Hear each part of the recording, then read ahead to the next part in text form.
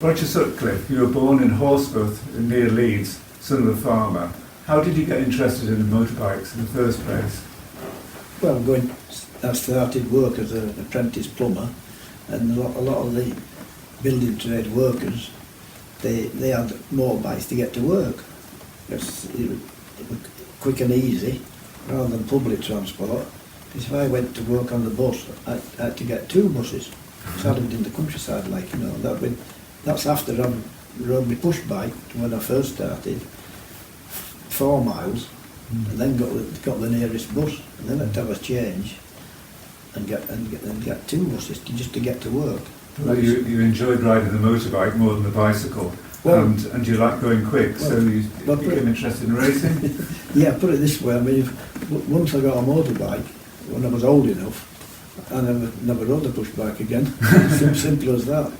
Yeah. Because your bike, it gets you all over the place, doesn't it? You're free. It's just like as if somebody's suddenly giving you wings. You've gone. You can go anywhere you want. Yeah.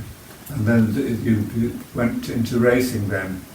Yeah. Well, as I said before, if you're interested in bikes or you get a bike for work, there were two types of riders. There was one that used the bike purely and simply for commuting to and from work, but then there was the other group who actually used the bike exactly the same, but then at evenings or weekends they would use it socially as well, and you finish up with mates, and that's when you start going in groups and going off to the coast and that sort of thing.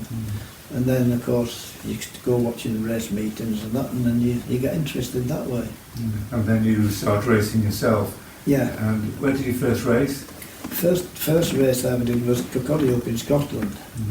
The reason it was up there is because you couldn't get rides in England because there wasn't the amount of meetings that there is nowadays. I mean, nowadays there's something going off every week, and they even have track days and all that sort of thing. I mean, but in them days you didn't get any of that. You send off for entries, and you'd always get the reply back, you know, sorry, oversubscribed. And then obviously you get more experience as you go on, but that's because you had to travel up into Scotland. I mean, we'd go up to a place called Gask up in Scotland, up in Perth, and we would set off on the on the Saturday afternoon and get up there, and then we'd race on Sunday because it was a Sunday race meeting that. So after the racing's finished, say 5 or 6 o'clock, the time you packed up and everything, we set off back home, and we just about get back home ready for going to work on Monday morning. Because the vehicles that we had were commercial vehicles, obviously quite a big van, because there was a few of us sharing on it. And that was how we did it in them days.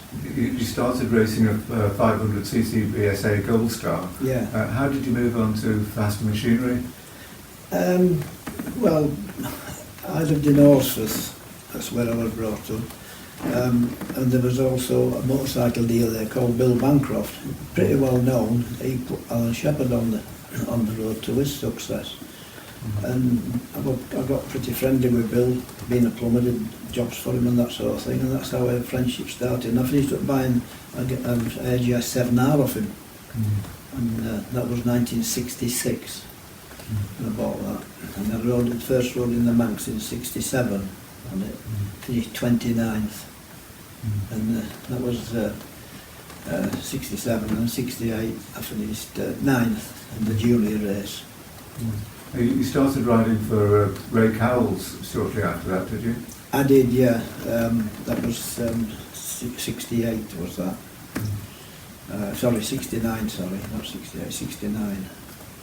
And then we won the senior Manx in 70 on a race bike.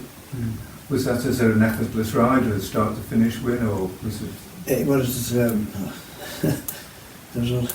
Well, I mean, first of all, we'd come to start.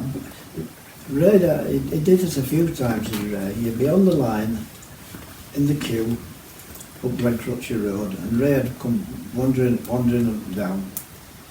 And he said, got a new plug for you, put this plug in, a brand new Lodge RL52 plug. Okay, right. So I put the plug in, because they used to be covered in greaseproof paper in them days inside the little packet that came in. And so he's come to push off, and I pushed off, and it wouldn't start. It did actually start, but it wouldn't pick up. It was just like on tick over, you might say, but he was going thum thum thum thum, and I was sat side saddle, and down by Oshkith's nursery there, number 58, I guess I was 57, number 57, 58 passed me. So straight away I lost 10 seconds. And then it did eventually start. And then on the third lap, the start of the fourth lap, I was running second to Gordon Pantle. And I came down through Crosby just after the pit stop. On the end of the third lap, so this is the start of the fourth lap, coming down through Crosby, where Crosby Crossroads is. And Malcolm Shorrocks was stood with the marshals there. I think he may have been one of the marshals, anyway. And he had one foot on the pavement, one foot on the road, and he went like that, which presumably meant you're in the lead by miles. And I thought, that's great. Went down through down to Ballacrane, come through Ballacrane, and then a big slide on the back. And I thought, that's strange. And fortunately, it was just like a speedway style slide, just slid down, but managed to catch it. Because the worst thing you can do if you get a slide is shut off. That's the natural reaction, but what you've got to do is just ease it, and it gives it time to catch up on itself. And then went through there, no problem. Thought, well, it seems all right. And you just put it down to the fact that you're in the lead, so you're obviously going pretty quick. And so I came down the Black Dove, and I had a real nasty one there. And that knee there, my right knee, was on the top of the seat hump, and my other knee was on the footrest. And I managed to, fortunately to say, I managed to get back in control. And then I went down through Glenella at a vastly reduced rate of knots, and I went up Craig Willis, and I was going slow, and I'm trying to look down the side of the bike, and I thought, it looks like oil. It sounded, to me it was oil or something, and I couldn't see anything, but there's only one way you should stop and have a proper look at it, and so I carried on, and it was going okay. I came down through the end of Cronky Body, right-handers. You've got a couple of right-handers where you put it down. And it gives it time to scuff the oil off a bit. And then suddenly, at the 11th itself, you've got to chuck it over left. And that's when it did it again. And I thought, there's oil on the tyre, obviously. And I had a struggle then after that. So I was 1.5 minutes in lead there. But Kenilgit was... He started to come pretty good, did Can, and he got a bit close at the end. So what was the winning margin in the end? 4.8 seconds. 4.8 seconds? Yeah. So you rode it with oil over it? Half of the race, really, yeah. From Ballacrane on the fourth lap right through to the end. I managed to cope with it, but it's hard work, because you've only got to just get that little bit too much, and you could be down the road, In fact, funnily enough, when I went through Ballacrane and it slid, the marshals run through to control and said that I'd had this slide, and by the time the phone called back to control, and the control have got to get through to the circuit, to the marshal points and that, where travelling marshals are. It finished up that Kipper was up at the bungalow, and he was told to observe number 57 going through, because they'd been reported that it had a slide. The other ones hadn't obviously, I don't think they did, I don't think they reported it in, but Kipper couldn't see anything, because when you go past them, you haven't got a chance to, just observe it and see, without the oils actually ripping off the thing, But so fortunately, I didn't get stopped. Unfortunately, you won the race. After that, you moved on to the TT. Yeah. You rode the Cowes Matchless again in the TT? Yeah, well, that was the matchless. The actual bike I rode in the Manx in 1970 where I won it was a Matisse, a matchless Matisse, G-footing Matisse, and I'm trying to think who rode it now. John Hartle. John Hartle rode it, and he finished third in the World Championship on it. Oh, nice. Yeah, Good bike. Good bike, yeah. Funnily enough, I rode a matchless Matisse in practice, but it was one of the older ones. And then on Thursday afternoon practice, Ray comes to us after the practice and says, I've got another bike I want you to ride. And I said, I've got used to this one now, Ray. I said, I'm happy with this. Now I said, this has got a multi-speed gearbox. And it had a shaft light and a 6-speed gearbox in it. And but of course I had practiced with a 4-speed gearbox, so I had to start learning again. Yeah. So that was that. But the only difference between the two bikes really was on the first one I rode, the exhaust pipe went behind, came out of the head obviously, and went behind the down tubes. But the second one I rode, the Hartle one, that had the exhaust pipe coming round the front of the down tube, which put the weight of the engine, the weight bias was more to the front, which it handled good, there were no two ways about it. They're more heavier than the Sealers and that sort of thing, but they still handled good. So what was your results in the 1971 TT? Finished 6th. Right. Yeah. That was a fantastic result. Those would be World Championship points in those days. Yeah, it was, yeah. I finished in the World Championship points, yeah. I had a position, I can't remember what the position was, but it was somewhere there, yeah. And then the following year you rode a Suzuki?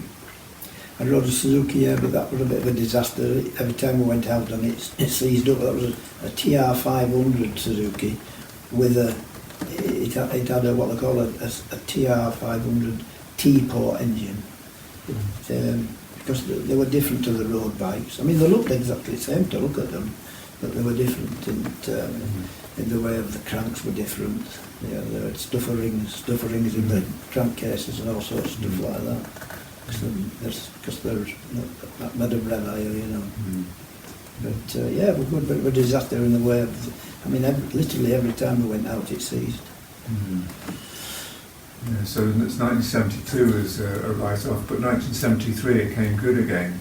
And by that time the bike was owned by Desi Collins or Wilson Collins? Yeah. Well, then I'm 5th in the scene here.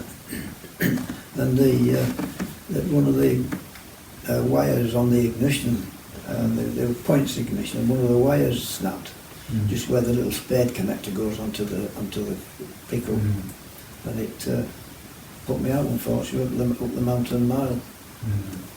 So that was a bit of a, But then you rode for several more years in the TT, and with more success in one of the production races as well. Yeah, and I finished fifth in the production, in 500 production. I can't remember what year that was, 74 I think.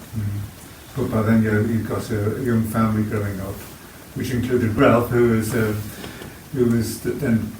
started racing himself. He did, and yeah. you started supporting Ralph, Yeah. who rode in the Manx for a few years before he had his good year, which was 1986, which he got a second place in the Junior Manx Grand Prix. Yeah. And then on the Friday he won the lightweight Manx Grand Prix. That's correct, yeah. And you must have been very proud. Well, yeah, I was, yes, very, very proud. And I think we're still the only father and son that's won what is termed as a Manx Grand Prix proper. There's one or two, like dads have won the Manx in the old days, but the sons have won the newcomers and things like that. I think I'm pretty certain we're still the only father and son that's won the Manx proper. So it must have been worrying for you at times when Ralph was riding, but also exhilarating when he won. Well, it was definitely, especially on TT course. Because, I mean, we all know it's dangerous. And racing's dangerous wherever you're racing, but TT course, obviously. And if you sat, in the pits, and suddenly it goes missing because the pointer on the scoreboard hadn't moved to Ramsey. Got to Glen Ellen, but not to Ramsey. And I thought, what's happened to him? No, didn't hear anything. And I went to see Doug Crandall, who was one of the officials in the pits there. And I said, told him what had happened. The next thing is, it moved to the bungalow, so Miss Ramsey out completely. But unfortunately, did it on the next lap as well. And 2 consecutive laps where that happened. Obviously, the Boy Scout must have gone for his sandwiches, I think. And that was a bit worrying, I must admit. Because being ridden the TT course myself so many times, you know where all the dangers are, and every corner is a potential accident spot, isn't there? Yes, it is. Because you continued riding yourself as a travelling marshal for many years. Yes, in 1973 I started that, yeah. So you did about 14 years as travelling marshal? Yeah, something like that, yeah. So it's a good stint, that. Yeah. I enjoyed that actually, it was good, yeah. Thank you very much, Roger. That's been a great interview. And we hope to see you around the paddocks for many years yet to come. I'm all start watching. Thank you. Yeah.